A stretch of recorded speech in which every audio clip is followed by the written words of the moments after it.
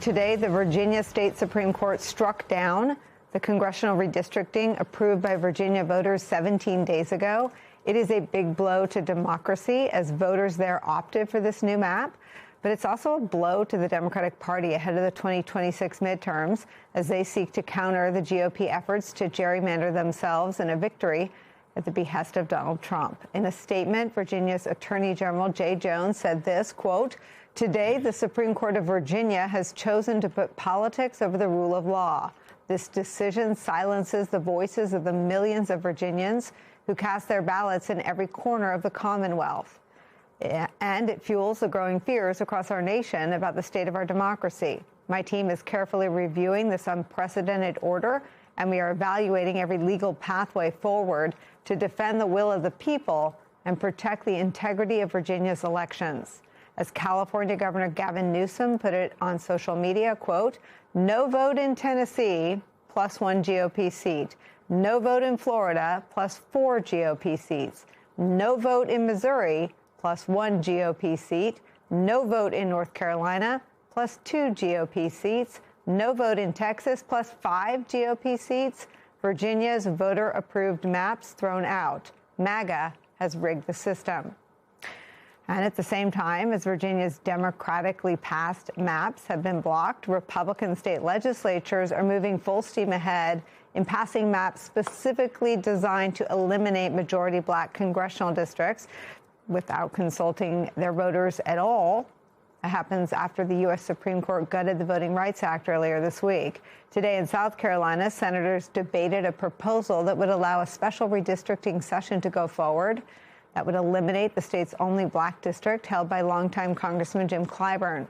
While in Alabama today, a protester was removed from the gallery at the legislature by state troopers there as lawmakers debated a bill to facilitate redistricting in that state. It was signed into law earlier today. In Tennessee, lawmakers have already approved new maps which abolish the state's only majority black district. While Tennessee State Representative Justin Pearson called it, quote, "a political lynching that violated the rights of every Tennessean." Here he is on the floor of the State House. This state has legislated and legalized the worst things in humanity, including our enslavement, and we are still here. Right in this country where, as one black woman said, your ancestors enslaved us, denied us of our rights, called us 3/5 of a person, and yet we are still here. You put us on cotton plantations and tobacco plantations. You denied our human rights and our right to exist as children of God, and we are still here. You destroyed Tulsa. You killed and lynched black folks on poplar trees. Shelby County, Tennessee had the most lynchings of anywhere in this state where you're taking this district, and we are still here.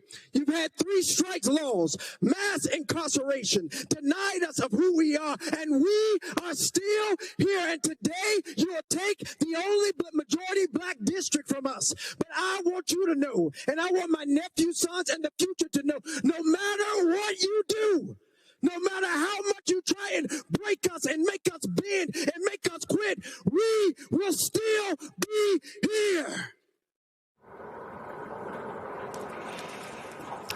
We will still be here. That message, that delivery of that message, that articulation of resilience and resistance on a day in which democracy took a very serious hit is where we start the hour with Democratic Congressman Maxwell Frost of Florida. And joining me at the table, host of Politics Nation, president of the National Action Network, the Reverend Al Sharpton. Rev, let me start with you. I think that we are seeing the end of the second Reconstruction. The rawness and insensitivity that is being done shows that these people are deliberately saying that as we call on the world to celebrate the 250th anniversary of the Declaration of Independence, the very principles that we claim the country has started, because everybody in the country was not same status. Blacks were slaves 250 years ago.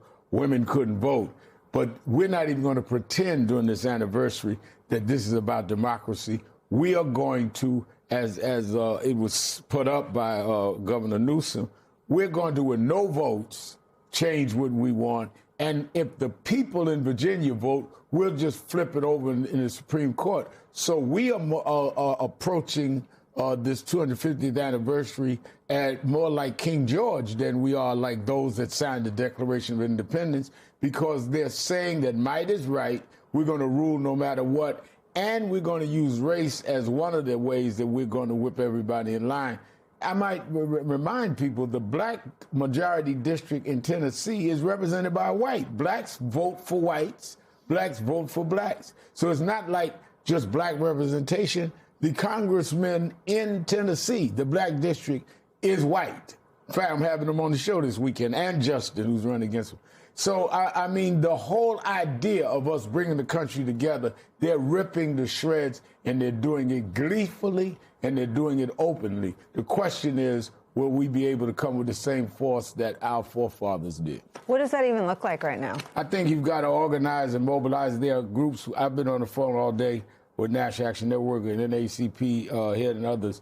We need to be doing everything from the streets to doing local decentralized organizing. If you get, you must remember, Nicole, Martin Luther King, Fannie Lou Hamer, all of them that brought us to Voting Rights Act, they didn't have the techniques that we have. They didn't have social media. Martin Luther King never knew what a cell phone was. Never had email. Is that better, though, that people were together and they were in the streets? It was better if we're not using more ways to communicate. Mm-hmm. I think our challenge is that if they didn't have the options we have to organize, then that means that we are falling down on the job, not that the job is insurmountable. They were getting lynched. Goodman, Cheney, Swerner, Viola Louisa, all of them were killed for trying to get the right to vote. We're talking about we may miss a day or two of relaxation at home. There is no excuse, blacks, whites, and everybody else, not to be on the front lines trying to save democracy. Not just for blacks. They're going to do it all across the board. They're only going to start with us. Congressman, you're one of your party's best communicators, and I wonder what your thoughts are today and what your message is to the country. My heart is heavy for the country because we see that this is going on all across the South. And it's important for people to realize that this isn't happening in a vacuum. This isn't a plan that just came up because Donald Trump said to go redistrict. This is the product of a 60-plus year plan to bring this country into Jim Crow 2.0, an era where they've traded in the hoods for suits and ties, an era where they are trying to use our democracy against us to take away not just our right to vote, but our right to protest, our right to privacy, our right to health care, our right to be able to actually have life, liberty, and the pursuit of happiness in this country. And they see the South as a threat. And that is the reason why some of the worst voter suppression tactics we see are in the South. Over 40% of this nation's black residents live here. Most of this nation's civil rights and mass movement, people-centered movements started in the South. So we see that they put us right in the middle of the bullseye because they know that we will rise up and we will fight back. I want to associate myself with the dog barking along with us. I'm sorry about that. Don't be sorry. Don't ever apologize for the canines in your lives. I want to ask you, this has been, we were talking before we came on the air, this has been a bleak week of news in terms of the anti-democratic forces sort of logging some legal victories and now taking those and ramming through gerrymandered maps. What is your message in terms of sort of dusting ourselves off and continuing the fight for democracy? Well, the first thing I'll say is what our opposition wants us to do is throw our hands in the air and say there's nothing more left. There's nothing we can do. We shouldn't take part in this system. If we walk away from the fight, our adversaries and our opposition, they are more than happy to step into our political power for us. So we can't run away. That is what they want. We have to continue to fight. And now we understand that we have to do it in very creative ways. And I love what the Reverend had brought up. It's all about grassroots organizing and making sure that we're going out into the communities and empowering people. And we have to understand, and I think this is important because what I'm about to say might be misconstrued. We have to understand that we asked people to go to the ballot box to protect democracy, and the Supreme Court said we're throwing it out. We have to understand that as a result of that, a lot of people are going to feel like it doesn't matter anymore. Us as organizers, us as leaders, understanding that isn't so that way we give up, but so we understand in the way that we message that we have to validate the root of our people's concern. Yes, this is a broken system. Yes, I understand that you might not feel great about our democracy right now because they're trying to break it. It will bend, but we will be the ones to ensure that it doesn't break. And I think that acknowledgement going forward is important. We can't gaslight people who have seen what have been going on, especially in the South over the last 100 years. But we have to say that we are not unique in this moment. Like the Reverend brought up, our ancestors have been here before, those before us, with less at their disposal. And they did a lot with less, and we can do the same thing. And what I do believe there's going to be a moment where we're looking back on this era, and that we're thankful that we kept marching and that we kept moving forward. But it's going to take all of us, and it's going to take elected officials. And I have to say this, elected officials need to stop just trying to knock doors and organize 3 months before Election Day. Year round. Don't be raising money and keeping it in an account for some race that might come. Spend it year round on the doors, community events, building power so we win not just the next election, but the next 10. That's what the right wing has done in the South. They don't make short-term plans. They make long-term plans. And I think it's important that we do the same. And if we do that, I believe we can win.